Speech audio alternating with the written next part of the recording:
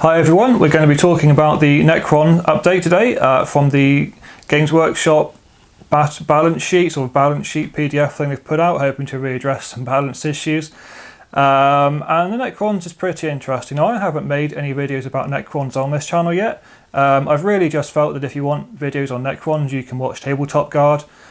He's making, better videos on Necrons than I would. So, I thought, why even bother? Just go and watch, his videos. But I think we'll now start making videos on Necrons as well. I've got quite a lot that I want to say about them. I'll share my own tactics and that sort of thing. Things I think are good. And just talk about them in general, because there's some things that I think I would like to complain about, such as the what are they called? Command protocols. That deserves a whole video in itself, and I will get to them. But today we're talking about the updates. Essentially, what's happened is they've dropped the core keyword on a lot of units. And I've just got them on my phone here. Let me get them up.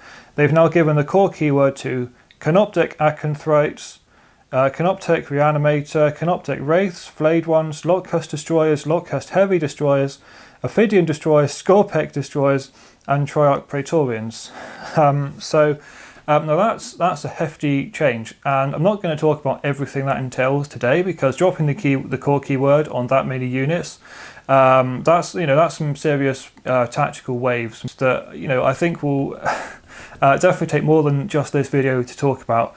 I will cover, I think, some of the more basic, the more sort of obvious initial changes that just spring out at me, and then maybe later on I'll do other videos on what this means now. But just fundamentally off the bat, this is good. It's really good. I think I think Necron players are going to really enjoy this. Just a few changes, off the bat. You've obviously got My Will Be Done and the Lord's Will, I think it's called. The Lord's Will is reroll 1s to hit, and My Will Be Done is +1 to hit. Just fundamentally that already, you can give your Flayed Ones +1 to hit, and reroll 1s potentially. That's a combat unit that definitely needed a buff, in my opinion. They're not very good. I don't think there's no point in them personally, but now that's good. You can also you can do essentially to the Triarch Praetorians what you could always do to the Lich Guard, which again, +1 to hit, reroll 1s to hit, hitting on 2s, rerolling 1s to hit. Very good for their sort of high-powered, high EP weapons. You could use this on your Canoptek Wraiths potentially. It might be easier to use to get +1 to hit on your Wraiths than having a Cryptek with the Canoptek control node for +1 to hit, following them around. It's a bit awkward to follow them around with him, so this might be an easier way to get +1 to hit on your Wraiths. And the bonus, whether you're using the Canoptek control node, or not, either way, reroll 1s to hit with the Lord's Will is a very nice upgrade. Again, for a combat-based unit that's going to be making a lot of attacks, very good. It's just a shame you can't stack both +1s to hit. That would be nice. Now, Heavy Destroyers and Lockcast Destroyers already have reroll 1s to hit, of course. So the Lord's Will, won't do so much to them. But being able to give them +1 to hit, so you can get your Heavy Destroyers or regular Destroyers hitting on 2s. This is really good. This is so good, especially if you've got a Destroyer Lord nearby, which I think you should do. I tend to run one for the reroll 1s to wound. Again, especially if you're going for the heavy shots, the 3 heavy shots. I've played them a couple times. And having these 3 strength 10 shots, the hit on 3s, rerolling 1s. You roll a couple of 2s every now and then, and it's not what you need when you've got one shot with an expensive model. So getting them to hitting on 2s, rerolling 1s naturally, that's brilliant for just ensuring those heavy shots come in and go where they need to. Brilliant, love it. I haven't used any regular Destroyers yet, although I will buy some, and that's going to be amazing too, because they're already really good. So getting them hitting on 2s, brilliant. What else was there? Just, I think, more Destroyers, wasn't it? Yeah, the Scorpec Destroyers and the Ophidian Destroyers. Now, I've got these old classic Wraiths. They're what I will use functionally as Ophidian Destroyers, because I want to keep using the models. That's brilliant. Again, Lord's Will on them. Very nice. Real 1s to hit, +1 to hit. It's great. It's brilliant. It's really good. you know, the fact that just the flexibility now on the +1 to hit, I think it is needed, and I think it's very useful. And more flexibility on reroll 1s to hit, whether for shooting or combat, again, I think is brilliant. I think it's really good. Now, this also allows you to use, my microphone pack. This also allows you to use various stratagems and abilities such as transport. You know, a lot of the monolith, Gate to Infinity, for example, is core of infantry. The Nightwing, is it Nightwing? Night Scythe? Night Scythe is core infantry. And stratagems like dimensional translocation, no. Oh, damn this book. Dimensional corridor, that sort of thing. There will likely be many more stratagems than I can think of right now that focus on the core keyword specifically. But just immediately, that's the main thing that comes to mind. Being able to use. Now I don't know if there would be any tactical bonus in having destroyers come out of a monolith. There might be. It would certainly potentially be useful just to use the dimensional corridor, I think that was called, dimensional corridor, that I just looked up, to move them out of a sticky situation, to potentially transport them from one side of the battlefield to another. If you had a monolith somewhere else, that would be flexible, that would be pretty good.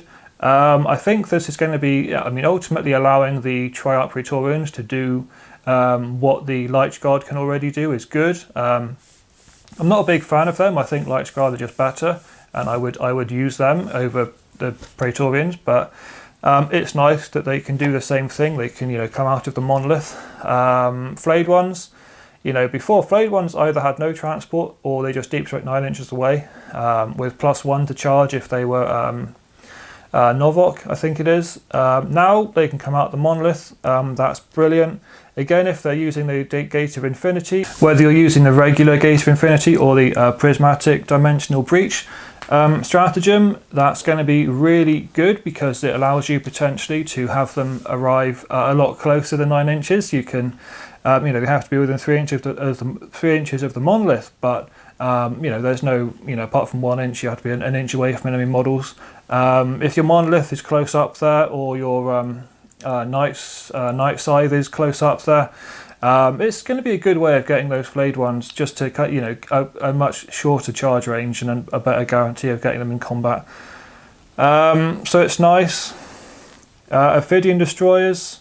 I think Ophidian destroyers count as beasts. I know that Canoptek Wraiths definitely count as beasts. No, Ophidian destroyers are infantry. So again, if you're struggling to get your Ophidian destroyers into combat because they're not that survivable, they don't have an invulnerable save like the Canoptek Wraiths do. So if you're struggling to get the Ophidian destroyers into combat, then that's a good option. You can now bring them through the Gate of Infinity, or you can use one of those stratagems, Dimensional Gateway or Prismatic Breach, to just bring them in a lot closer up through the Monolith or Night Scythe. Brilliant. I haven't actually used my Ophidian destroyers in the game yet, but I was concerned about getting them up the table, and I think that now they're core and infantry, and I could use something like the Monolith to bring them in.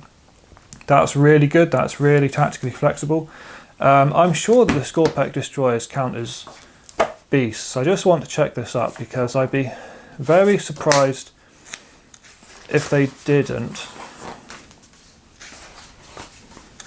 What do they count as? Where do they fall? Oh no, Scorpec destroyers are also infantry. So wow, and they're disgusting. I mean, they're obviously one of the newer units they brought out. They're really savage, at least from what I can tell. They're really savage. Strength 8, AP -4, damage 3. I think it's crazy. So the fact that they don't have to run across the table potentially. Not only can they be +1 to hit and reroll 1s to hit in close combat to make them even more deadly, but they can also just pop out of a Night Scythe or Monolith. Really good, really brilliant. Now I'm going to stop talking because I think I've got more to say than I can really go into for this video. I want to keep it somewhat short. But I like this. It's a good update. I think it's a good, strong update. I don't know if it's going to fix the Necrons necessarily. I think they're still trailing behind a bit just through being the earliest. Well, between them and the Space Marines, one of the earliest. I just broke my Wraith. Between being one of the earliest codexes, that is going to hurt them. But I think it's a good start. I think the next step would be some kind of FAQ talking about the command protocols because they're just trash. They're just inexcusably trash. And they really need to be, all they need to say really is that you can choose when you use them, and get rid of this stupid declared before the game crap that you have to do now. Hopefully that will happen one day. It hasn't happened this time around, but it could happen in the future, so we'll see. But that's it today. If you like Necrons, I will be doing more Necrons, so stick around for those. And hopefully I'll see you soon in some more videos. Thank you and bye.